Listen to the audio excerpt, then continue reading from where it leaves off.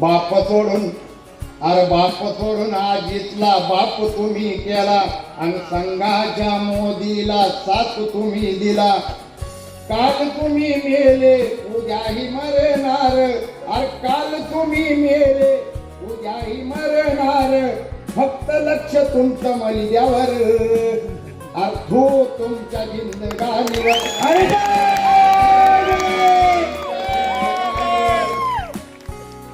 सरवदे साहेब काय म्हणायचं माहित आहे ना? ज्याने हातातनं टाकून दिला निळा त्याला काय म्हणायचं? गुजरीचा झेंडा घेऊन फिरताय वे आता. गुजरीचा झेंडा आहे, ह्यो बापाचा झेंडा आहे. ह्यो निळा झेंडा एका बापाचा आहे आणि ज्याच्यावर हत्ती आहे तोच एका बापाचा आहे. निळा झेंड्याचं भाड्याने देतात का नाही? भाडे निळा झेंडा भाजपच्या, आता तुम्ही बघताय प्रचारात, भाजपच्या गाडीला निळा झेंडा, शिवसेनेच्या गाडीला निळा झेंडा, राष्ट्रवादीच्या झेंड्याला, त्या गाडीला कुठला झेंडा आहे? निळा झेंडा. भाड्याने दिलेला झेंडा आहे.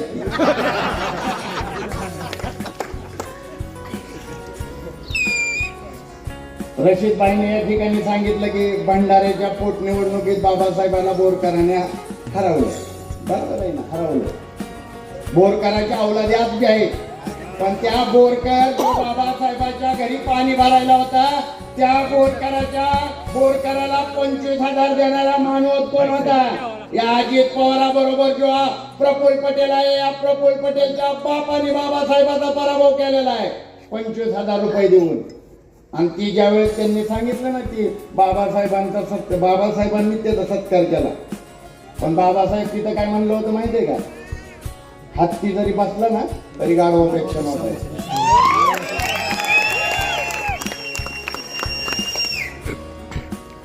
देवाबाईने सांगितलं की विकास मी केलाय म्हणतात ना, काटेवाडीची जमिनी कोण केला? बहुजन समाज पार्टीमुळे झालाय. कुत्र विचारत नाही आपल्याला कोण.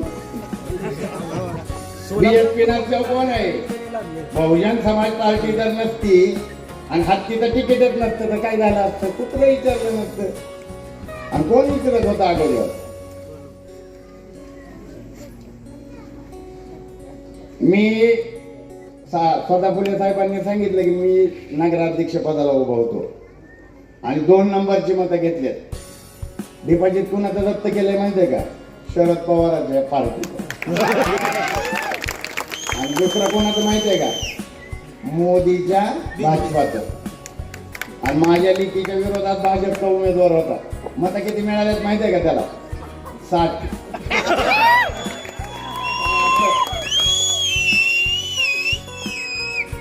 आणि शरद पवारांच्या पक्षाला 500. दोघांचं डिपॉझिट जप्त आहे. लिखीने केलंय नाही. आणि तिथं बी तुमच्या सगळ्यांचं डिपॉझिट जप्त आहे. तुमची घोषणा काय आहे? कहो पॅनल बाबासाहेबांच्या आज तीच आहेत. बहुजन समाज पार्टीने हे उभा केलंय. मताचा अधिकार तुम्हाला कोणी दिला? बाबासाहेबांनी. का शरद पवारांनी दिला? त्याच्या बापाने दिला? मोदीने दिला का? त्याच्या बापाने? तुमच्या माझ्या बापाने दिलाय. बाबासाहेब आंबेडकरांनी दिलाय. 4 लेकरं मारलेले आहेत. बाबासाहेबांची 4 लेकरं मेलेत तेव्हा तुम्हाला आणि मला मताचा अधिकार भेटलाय. बाबासाहेब विदेशात होत. बाबासाहेबाची एकुलती एक मुलगी इंदू, बाबासाहेबाचा गंगाधर, बाबासाहेबाचा रमेश, बाबासाहेबांचा राजरत्न. ज्यावेळी बाबासाहेब विदेशात होत, गंगाधर आजारी पडला. रमाई गंगाधरला घेऊन डॉक्टरकडे गेली आणि डॉक्टरला विनवणी करायला लागली, डॉक्टर साहेब माझ्या पोराला बघा, माझ्या पोराचा बाप विदेशात आहे, पोराला दवा द्या, दारू काय इंजेक्शन द्या. डॉक्टरने रमाईला सांगितलं की तुम्ही अगोदरची उधारी दिलेली नाही, मी तुमच्या पोराला इंजेक्शन देणार नाही. बाबासाहेबाचं लिकरू तर पडून जीव सोडलेला आहे, तर पडून मेलंय बाबासाहेबाचं पोरा. आणि तुम्ही अजित पवाराच्या आणि शरद पवाराच्या पोरांना मोठं करणार. बाबासाहेब विदेशात असताना बाबासाहेबांच्या लेकरांना औषध भेटली नाहीत, पण बाबासाहेबांनी स्वतःची लेकरं मारून तुमची माझी लेकरं जगावली. तुम्ही आत्ता दवाखान्यात घेऊन जावा कोणी, आणि हॉस्पिटलवाल्यांनी डॉक्टरनी जर तुमच्यावर प्राथमिक उपचार केला नाही तर त्या डॉक्टरचा दवाखाना बंद करण्याची तरतूद भारतीय संविधानात आहे.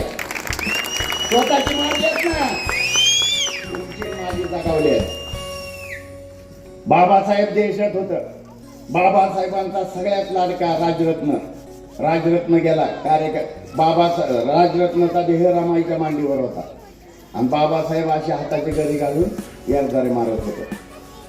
बाबासाहेबांनी कार्यकर्त्याला बोलावलं आणि सांगितलं कापड घेऊन ये, आणि बाबासाहेब परत यारदारे घालायला लागले.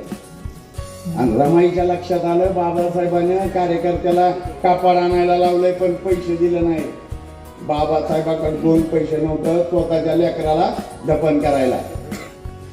2 पैसे नव्हते.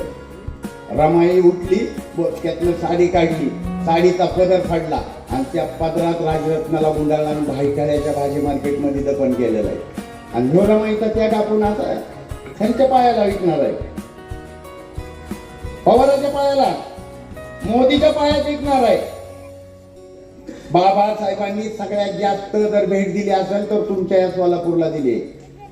आणि म्हणून माझी लेक मला येतानाच म्हणत होती, देवाबाई सोलापूर जिल्हा तर भीमाचा किल्ला आहे, पण ती आजार आहे, तिला येताना मोहोळच्या पशी उलट्या झाले. मी म्हणलं आपल्याला जायचंय. बाबासाहेबाचा सोलापूर जिल्हा जो भीमाचा किल्ला आहे तो बुळ्यांचा किल्ला बनवायला अजित पवारांनी तिथं बुळे तयार केल्या. ताज्या बातम्यांसह ठळक घडामोडी पाहण्यासाठी आजच डीडी दर्पण न्यूजला लाईक करा, शेअर करा व सबस्क्राईब करायला विसरू नका.